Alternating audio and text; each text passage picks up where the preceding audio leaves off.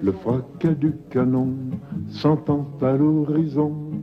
Le fracas du canon s'entend à l'horizon. C'est la commune qu'on vient de proclamer, chacun, chacune. Pour elle veut s'armer. Debout, Paris tressaille debout. C'est la bataille debout. Paris tressaille debout. On doit te présenter un peu. Ouais. Donc, tu es Alvaro, Ouais, sculpteur, dessinateur, peintre, écrivain. oui, touche à tout et bon à rien. Tu arrives en France en 1975, je crois, 76. Et ben en bateau, par l'Espagne. Et en fuyant la dictature du Uruguay. Parce que tu es donc uruguayen, tu es né à Montevideo. Oui, oui, oui. Les amis uruguayens, justement, quand je fais quelque chose d'intéressant, ils s'empressent de mettre tout de suite Alvaro Parés, le peintre, le plasticien uruguayen. Très fier que. Tu vois. Alors moi, je déteste ça. Je suis sûr que le jour où je serai mort, ils vont dire le peintre français. Tu vois. Moi, c'est pareil, je déteste ça, quoi. J'ai même fait un truc, rigole pas, je fais par notaire un truc comme quoi je veux que mes cendres soient répandues dans des eaux internationales. Parce que je veux reposer dans aucun pays, avec un drapeau, un hymne national et tout ça. Évidemment, je suis né en Uruguay, donc je suis uruguayen. Mais je suis français aussi. À l'époque, on apprenait aux garçons qu'ils allaient vivre une guerre de toute façon, parce que la guerre était inévitable et cyclique. Finalement, je me suis dit, non, ça va jamais arriver en Uruguay, c'est pas possible, ça. C'était la Suisse d'Amérique, c'était un pays calme, tranquille, riche. Enfin bon, on vivait bien, quoi. Et patatrac, c'est arrivé, quoi. C'est arrivé du jour au lendemain. En 2 ans, tout s'est dégradé, jusqu'au coup d'État, la dissolution du Parlement, etc., etc. Et voilà. Et comme j'étais dessinateur déjà dans le journal du Parti communiste, je faisais des dessins, évidemment, comme toujours, c'était le thème de tous les jours de la lutte paye, comme d'habitude. Je faisais les dessins éditoriaux. Et du coup, évidemment, j'étais dans le collimateur, quoi. Enfin, parmi des centaines d'autres. Hein.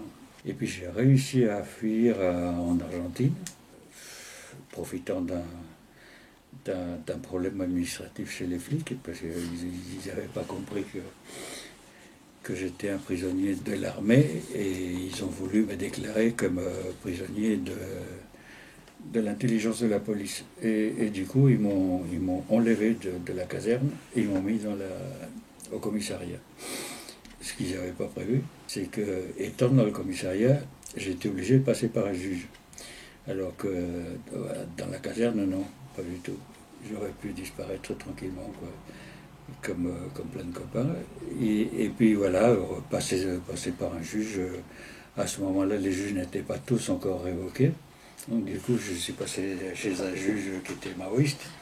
Et il m'a libéré immédiatement. Et voilà, matin même à 5 heures, j'ai pris le premier bus pour une ville où on prend le bateau pour aller à Buenos Aires. Enfin, et voilà, là j'ai passé 6 mois à Buenos Aires. C'est là que j'ai rencontré Virginia.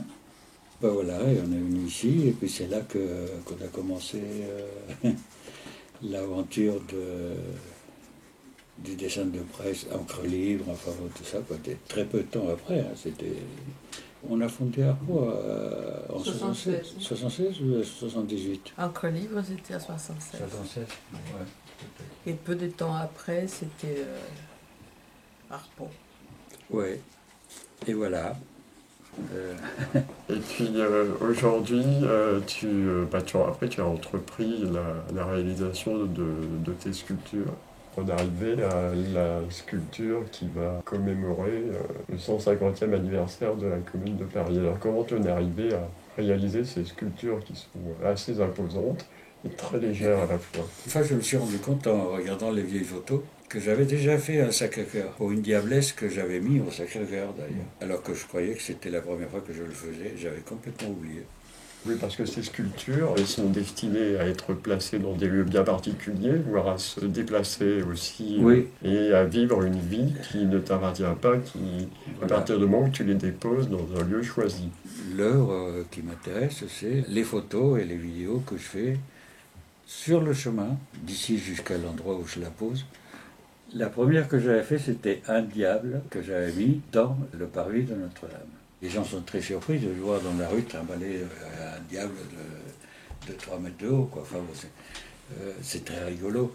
Et sur le socle du diable, j'avais mis un texte d'une page, de façon à ce qu'on soit obligé de s'agenouiller pour lire. J'ai pris pas mal de photos avec des gens qui étaient derrière le diable agenouillé.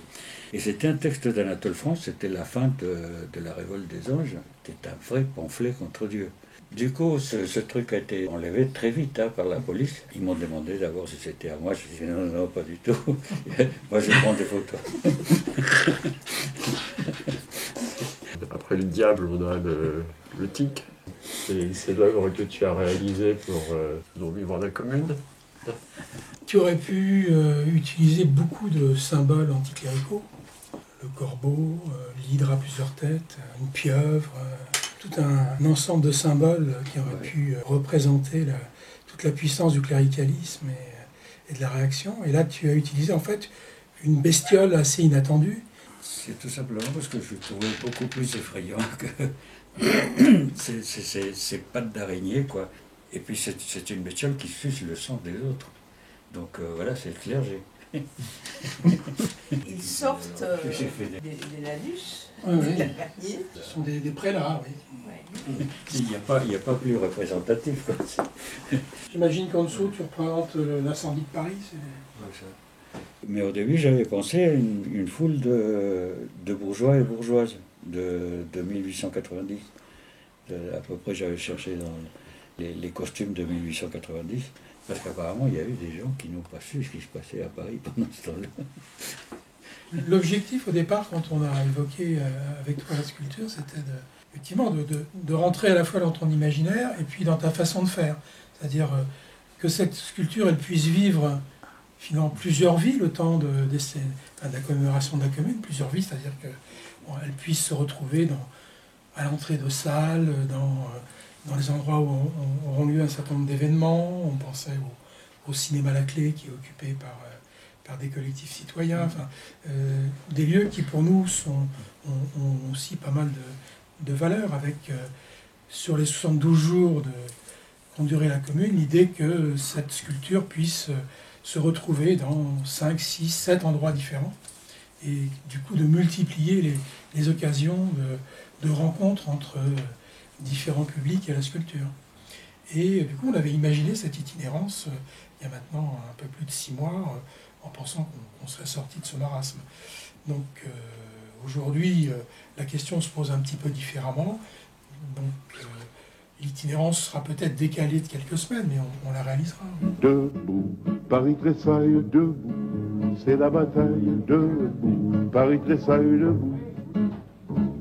Mais la défaite est proche, le jour fatal approche. Mais la défaite est proche, le jour fatal approche. Nos cœurs succombent, fusillés par rangées devant leur tombe, jurant de les venger. Debout, pas de lutte brève, debout, guerre sans trêve, debout, pour notre rêve, debout.